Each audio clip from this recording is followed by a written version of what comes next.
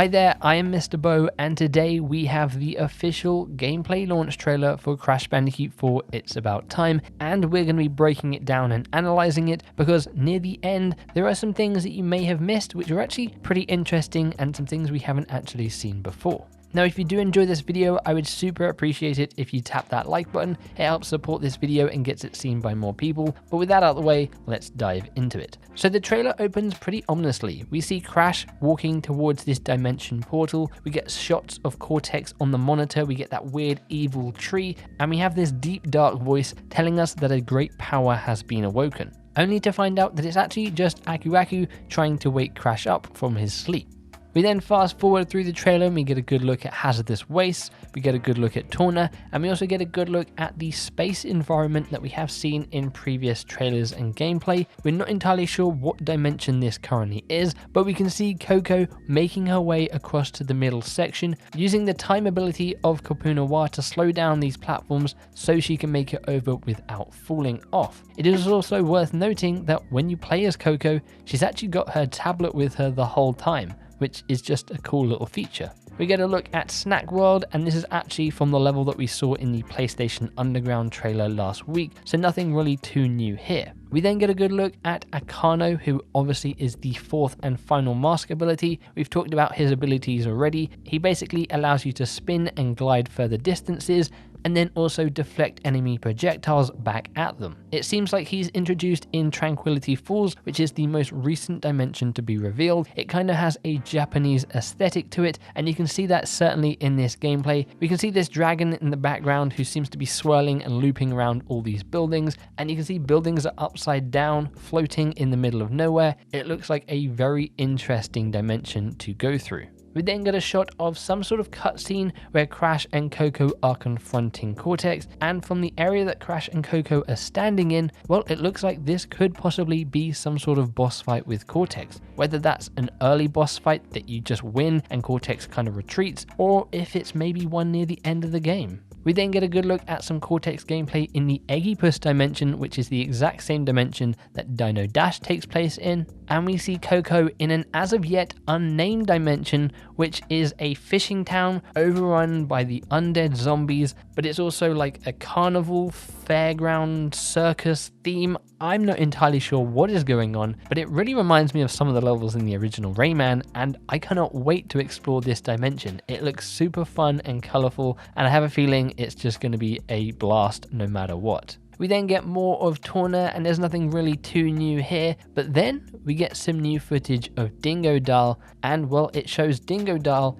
in the Salty Wharf environment. We'd only previously seen him in the Mosquito Mash, which is where you start with Dingodile, but this confirms we're going to be heading to some of the dimensions that Crash, Coco, and even Torna are present in, with Dingodile and possibly even Cortex as well. We then get a quick glimpse at some inverted modes. We have the inverted mode for the Hazardous Wastelands. We then have the Sonar inverted mode, which is for Insanity Island. We then get a brand new inverted mode, which is this sort of comic book look, and I think this is probably the 11th dimension, the same area that you go to in the Crash 4 demo for Snow Way Out, as well as Ship Happens, and we can see here Crash is in the chicken costume, which we had previously seen. We then get a look at another new inverted mode. Again, I would assume this is for the Eggipus dimension because we can see Crash here in a dinosaur outfit. And I'll be honest with you, I do want to 100% this game, but I don't know if I can put myself through playing a level that looks like this. It is pretty hard on the eyes, I will say that.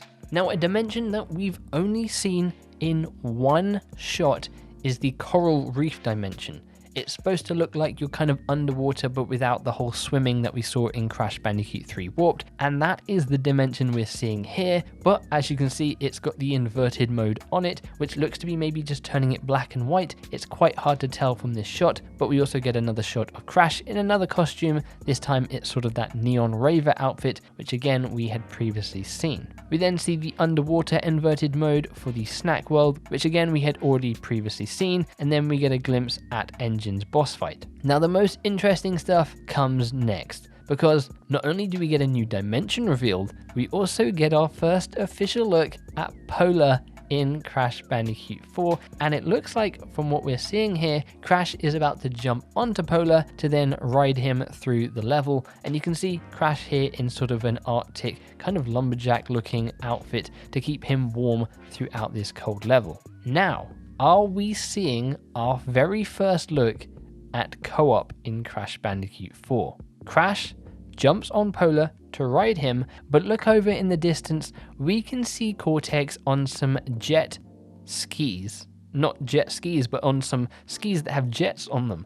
Now that is pretty strange. Unless we have an AI companion in the form of Cortex here going through the level with us, this is possibly a confirmation that we could be seeing co-op. Now I know people have mentioned co-op in the past with 2 to 4 players being mentioned on the PlayStation Store, but at this current time, Toys for Bob have never mentioned that. And well, they don't even mention that in this trailer. So is it possible that this is indeed confirmation of co-op? Well, it certainly could be, but I would say take it with a grain of salt currently. We also get a better look at Polar here. I think the design is super cool. And we also see a better look at this world. We can see like a lighthouse in the back there. I think we had actually previously seen a glimpse of this dimension in the very first reveal as Crash is sort of smashing through all the different dimensions. The final one we see has a very similar looking building in the background. Personally though, I'm very excited to explore whatever this dimension is. I love the snow themes in Crash Bandicoot.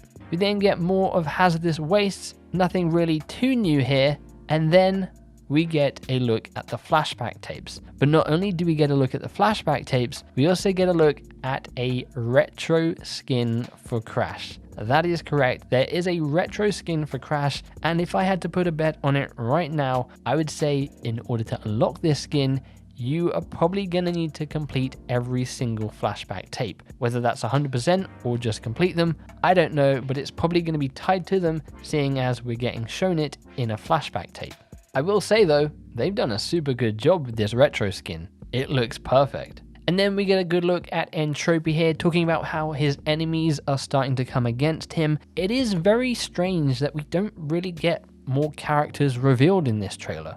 So far we know of Cortex, Entropy, Crash, Coco, Engine, Dingodile and Torna. There are going to be boss fights in this game, but who are those boss fights going to be up against? If you missed my previous video, I talked about the reveal of Embryo, which is now being confirmed, but who else are we going to be seeing in this game? They're keeping it very under wraps. To end out the trailer, we get a good look at Cortex's blimp.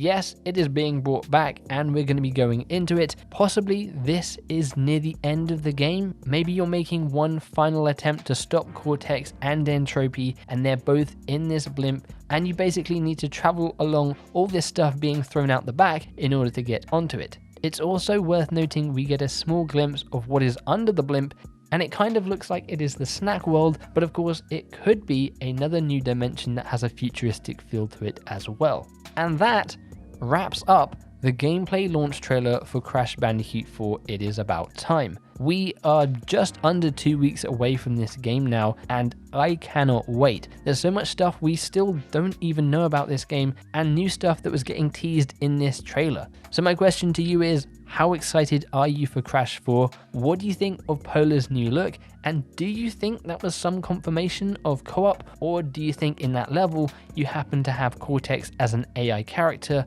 going along with you? Let me know in the comments below.